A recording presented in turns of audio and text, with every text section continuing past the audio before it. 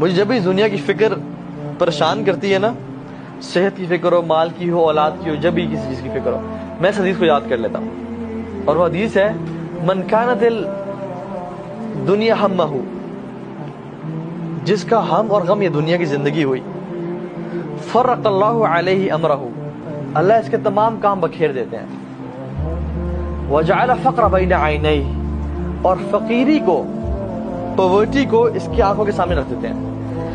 all what he fears is poverty، کہ میں غریب نہ ہو جاؤں، میں فقیر نہ ہو جاؤں، میرا یہ گھر مجھ سے چلا نہ جائے، میرا بزنس لاس میں نہ آ جائے، اور میرے سے مال سارا چلا نہ جائے، اور میں سڑک پہ نہ آ جاؤں. ساری زندگی وہ غربت سے ڈرتا رہتا ہے اور اس پہ ہی گزار دیتا ہے. وَلَمْ يَأْتِهِ مِنَ الدُّنْيَا إِلَّا مَا كُتِبَ لَهُ، اور دنیا اس کے پاس اتنی ہی آتی ہے جتنی اس کے لیے پہلے سے لکھی ہوئی تھی. ساری ٹینشنز کے بعد، ساری مشکلوں کے بعد دنیا اتنی آنی ہے جتنی پہلے سے لکھی ہوئی تھی. وَمَنْ كَانَتِ الْآخِرَةُ نِيَتَهُ، اور جس کا فوکس آخرت ہوتی ہے، جمع اللہ علیہ امرہ، اللہ تمام کام اس کے لیے جمع کر دیتے ہیں. اس کا مطلب کیا ہے؟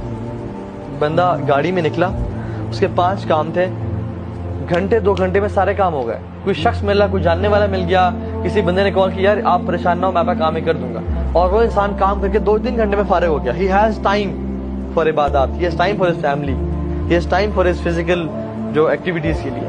اللہ تعالیٰ اس کے کام سنبھال لیتے ہیں. لیکن دوسرا شخص ساری زندگی کچہری بیٹھا رہا، کام نہیں ہوا، ساری زندگی ہاسپٹل چلا گیا، اس کی بیماری کا علاج ہی نہیں مل رہا. وہ 50 ڈاکٹر کے پاس جاتا ہے، 60ویں کے پاس آ کے اس کو علاج ملتا ہے. وہ دنیا کے کاموں میں پھنسا رہتا ہے.